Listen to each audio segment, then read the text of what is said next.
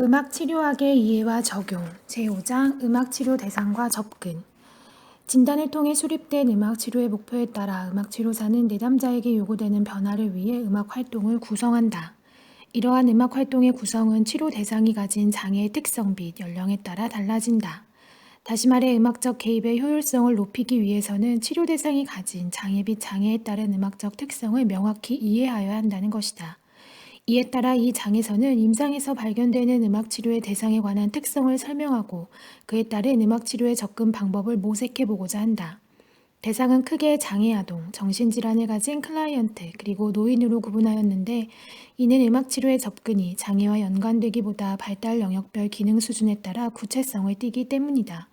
즉 동일한 장애를 가진 개인이라도 그 기질과 성향에 따라 음악을 이해하고 반응하는 수준이 모두 달라질 수 있다. 이 장에서는 선행 연구의 문헌적 토대를 바탕으로 실제 임상 현장에서 활용할 수 있는 각 대상의 음악치료 접근의 예들을 함께 소개하고 있다. 1. 장애 아동을 위한 음악치료 음악치료가 다양한 발달장애 아동들을 대상으로 활용되기 시작하면서 특수교육 현장에서는 음악치료가 교육 프로그램의 하나로 도입되기 시작하였다. 장애 아동을 위한 음악치료 목표는 음악을 체계적으로 이용하여 음악 활동을 통해 긍정적인 기능 변화를 유도하는 데에 중점을 둔다. 이러한 접근은 구조화된 활동 중심의 음악적 개입을 강조하는 행동과학적 철학이 강하다. 특수교육 분야에서 음악치료의 적용이 강화된 것은 미국의 경우를 가장 적절한 사례로 들 수 있는데 최소 제한 환경과 개별화 교육 계획안이라는 규정과 함께 치료를 필요로 하는 아동들을 대상으로 학교 현장에서 음악치료가 제공되기 시작했다.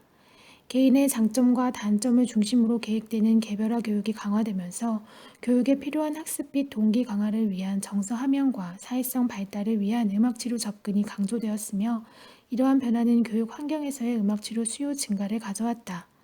더 나아가 아동들의 의사소통, 인지, 감각운동과 지각운동, 사회적, 정서적, 그리고 심리적인 필요에 따라 내재된 동기를 강화시켜주는 음악의 특성을 이용하여 과제 수행력과 참여도를 증진시키는 결과들을 내놓았다.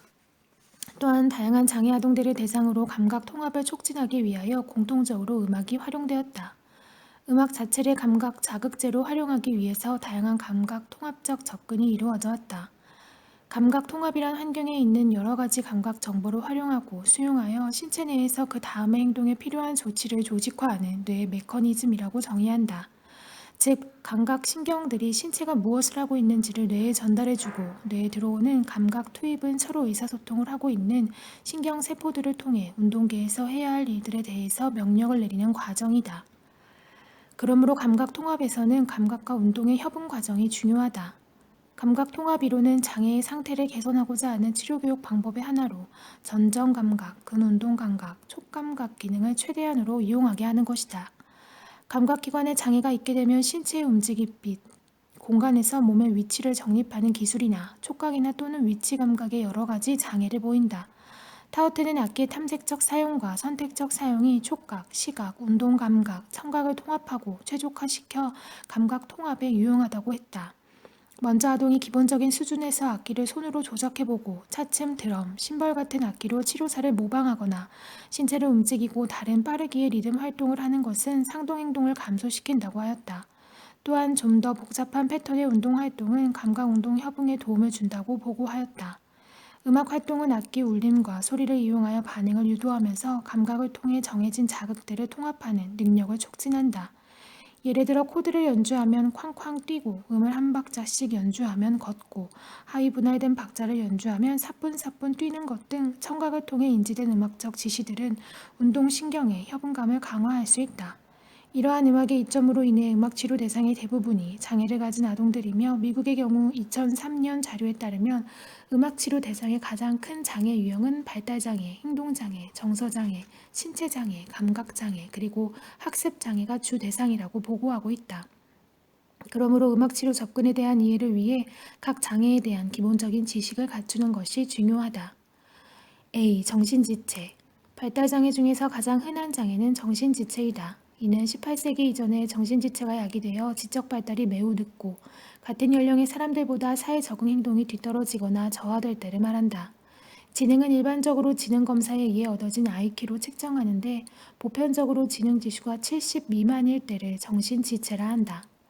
슬라한 걸 버츠는 정신지체의 경우 지능이 낮더라도 사회생활 능력에서는 대상에 따라 차이가 있으므로 지능만으로 사회적 적응에 대해 결정 내리기는 어렵다고 하였다.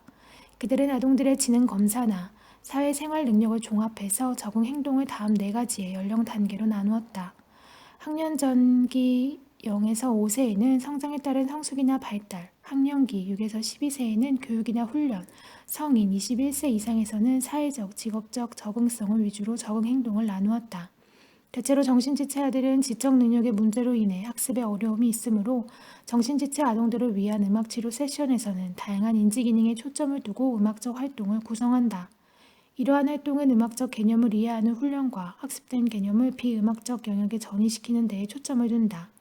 정신지체 아동들이 가지고 있는 인지기능의 몇 가지 공통적인 특성이 있다. 첫째, 참여 시간을 의미하는 집중 지속 시간, 산만을 유도하는 다른 자극을 억제할 수 있는 주의 범위와 초점, 그리고 주요 자극을 변별할 수 있는 선택적 주의력에 어려움이 있다. 둘째, 일반적으로 정신지체아들은 정보를 처리하기 위한 기술의 결함으로 인해 장기 및 단기 기억에 어려움이 있다. 정보 처리 과정에서 입력의 조직화 기술이 필수적인데 이는 입력된 정보를 단위화하고 용량을 최적화하여 기억하는 기제를 의미한다. 이렇게 단위화 작업을 통해 입력된 정보는 이후 다른 정보가 입력되면 기본의 정보와 비교하여 중복되는 것을 제외하고 새로운 정보를 추가로 단위화하여 입력하고 저장한다. 정신지체를 가진 아동들은 이러한 정보 처리 기술과 기억력에 어려움이 있지만 이러한 기술은 반복적인 입력 작업을 통해 훈련될 수 있으며 또한 단위화되어진 정보를 제공하면 단기 기억에 도움을 준다. 이에 인지 영역에서는 음악 활동을 통해 모방 기술, 변별 기술, 그리고 단기 기억력을 강화시키는 데에 초점을 둔다. 청각 자극으로서의 음악은 극히 추상적인 개념이다. 이러한 추상적 개념의 이해는 다른 학습 기술에도 전이될 수 있다. 예를 들어 음악적 규율을 중심으로 멜로디절을 제공하고 모방하는 활동부터 시작해서 이러한 규율을 토대로 계속 멜로디를 이어가도록 지시한다. 치료사가 한마디의 멜로디를 주면 클라이언트는 멜로디를 모방한다. 치료사가 1000마디의 멜로디를 제시하며 클라이언트는 그 다음 멜로디를 이어간다. 이러한 활동은 클라이언트의 인지기능에 따라 리듬의 난이도와 음역 그리고 음의 전개를 고려해야 한다. 물론 멜로디절을 구성하는 음의 숫자도 고려해야 한다. 처음에는 두음으로 시작해서 후에는 세음으로 확장하며 처음에는 모방을 유도하고 나중에는 구체적인 지시를 제시해야 한다. 물론 멜로디가 아닌 리듬을 이용하여 활동을 구성할 수 있다. 치료사의 멜로디에 클라이언트가 그 다음에 멜로디를 만드는 것은 음악을 만드는 데 필요한 사고력을 강화시킨다. 예를 들어 위 그림에서 치료사에 의해 제시된 한마디의 선율은 많은 음악적 규율을 담고 있다. 조성, 박자, 템포, 음의 전개에 관련된 비언어적 지시들이 함축되어 있으며 클라이언트는 이러한 지시들을 이해하고 이를 근거로 그 다음의 마디를 만들어낸다. 이러한 활동은 음악의 흐름을 인지하고 적절한 음악적 내용을 구성하는 사고력과 응용력을 강화하는 데에도 도움이 된다. 중요한 것은 활동들이 아동의 기능에 맞아야 한다는 것이다. 적절한 강화 요인을 포함함으로써 성취감을 얻고 성공적인 경험이 되도록 유도한다. 정신지체 아동들은 새로운 일이나 문제, 자극 상황에 지식이나 기술을 적용하는 능력의 결함을 보이며 미래 비슷한 상황이나 문제 해결에 필요한 선행 경험의 전이와 일반화에 어려움이 있으므로 체계적으로 난이도를 조절하여 새로운 개념들을 적용한 음악 활동들을 구성한다. 정신지체를 가진 아동과 성인은 언어적으로도 지체의 심각도에 따라 언어 발달에 지연이 있거나 조음 장애 또는 구어 발달의 지연, 제한된 어휘, 그리고 정확한 문법 사용에 어려움이 있다. 언어 기술에 목표를 둔 음악 활동은 소리 인식과 수용, 그리고 언어 이해를 중심으로 구성된다. 청각 자극의 의미를 구별하거나 이해하지 못하면 타인과의 의사소통에 한계가 있다. 그러므로 음악 치료에서는 악기 소리 따라가기, 위치 인지하기, 음색 구별하기 등의 활동을 통해 청각, 지각, 인지력 향상과 함께 가사를 통한 지시 주기, 과제 수행하기 등의 의사소통에 필요한 기술을 강화한다. 사회적으로는 시설과 기관에 수용되면서 많은 훈련 부족으로 인해 스트레스와 긴장을 경험한다. 지체로 인해 환경에 대한 이해가 부족하여 공격적인 언어나 신체적 행동, 이탈 행동 등 부적절한 행동들을 많이 보이는 경우가 있다. 특히 정신지체 아들은 학창시절에 자주 실패관에 부딪히고 실패를 미리 예상한다. 이전의 경험으로 인해 낮은 소망과 목표를 설정하며 아예 학습과 관련된 상황은 피하려 하는 경우가 많다. 이러한 부정적 자아 개념은 나는 이것을 못해요, 이것은 너무 어려워 등의 부정적 평가를 하면서 선생님이나 치료사 또는 또래의 보조를 청하는 의존 경향을 나타낸다. 이에 음악 치료는 두 가지 접근이 가능하다.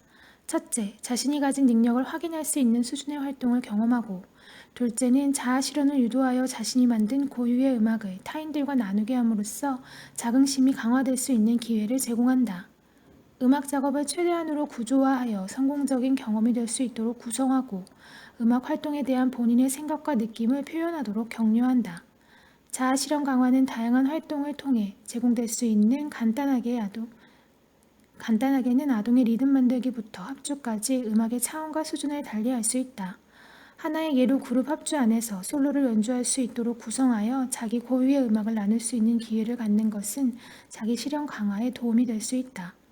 정신지체 아동들을 대상으로 한 음악 치료에서는 클라이언트의 기능에 맞게 활동을 구성하여 성공적인 경험을 가질 수 있도록 한다. 이러한 성공적 경험은 과제에 대한 동기를 유발시켜주며 더 나아가 도전감을 촉진하기도 한다.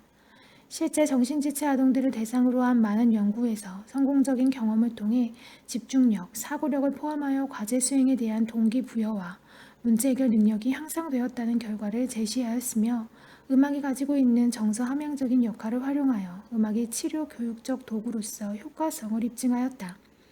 정신지체 아동을 위한 음악 치료 세션 구성에서도 성공적인 경험을 이끌어내고 음악 활동의 효율성을 증진시키기 위한 구조화의 개념은 매우 중요하다. 구조화란 치료사가 기대한 행동과 반응을 아동이 성공적으로 이루게 하기 위해 음악적 활동을 분석하여 단계적으로 제시하는 전략을 말하는데, 이 부분에 대해서는 제6장에서 더 자세히 다루어진다. 구조화의 기본 개념은 활동의 수준과 아동의 기능 수준을 명확히 고려하여 음악 과제를 수행하기 위해서는 부분 학습을 이루면서 전체를 배워나가는 것인데, 이러한 학습이 이루어지기 위해서는 음악 외적 자료와 환경이 신중하게 고려되어야 한다는 것을 강조한다. B. 정서 및 행동장애.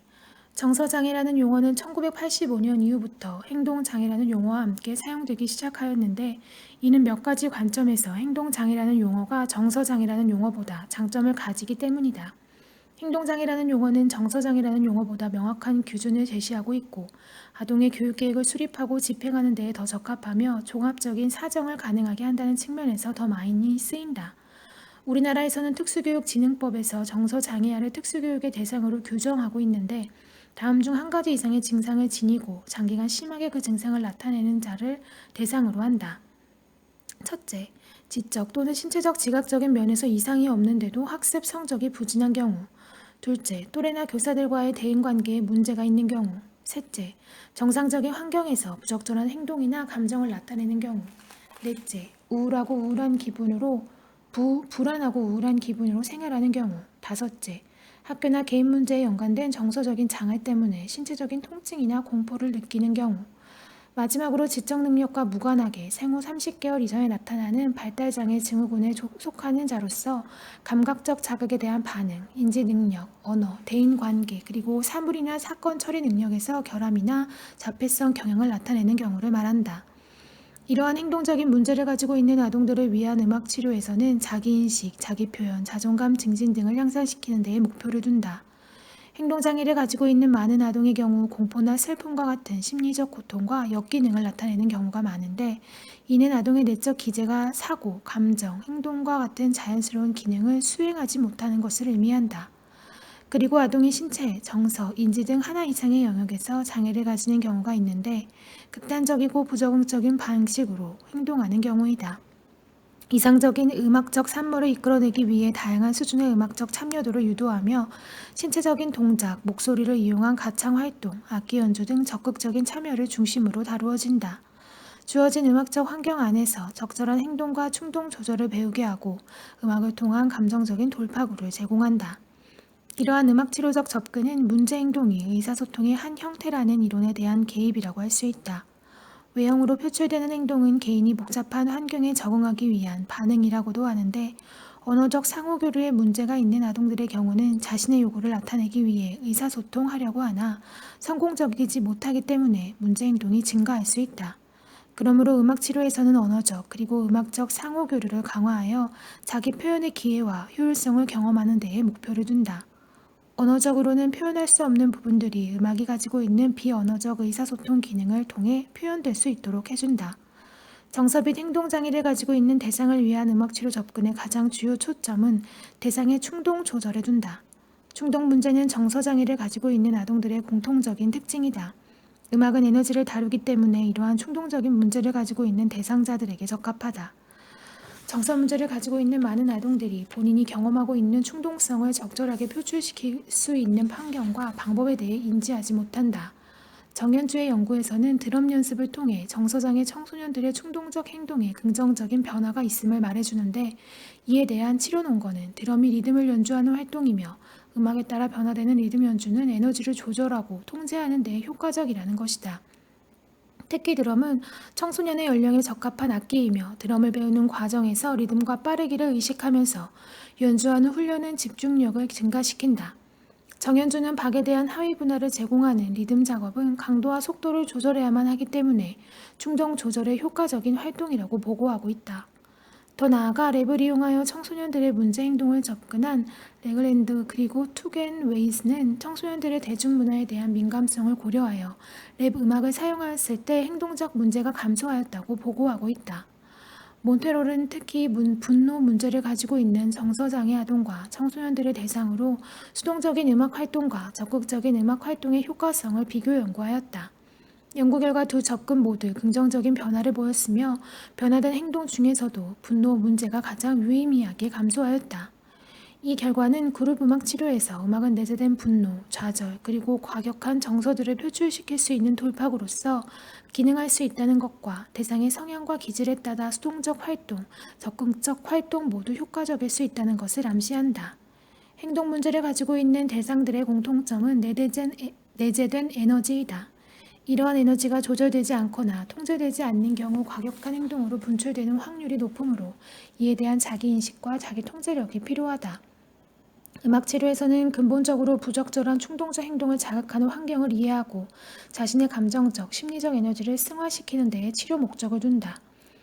몬테롤은 음악 세션 내에서 보인 행동 변화가 학교 환경에서도 보이는지를 조사하기 위해 아첸바우와 TRF 척도를 사용하여 교사들로 하여금 참여자들의 행동 변화를 측정하게 하였다. 행동 변화는 비음악적 환경에서도 명확하게 보였으며 이는 음악적 환경에서의 변화가 음악 외적 환경에도 전이되는 음악 치료의 기본 전제를 지지한다.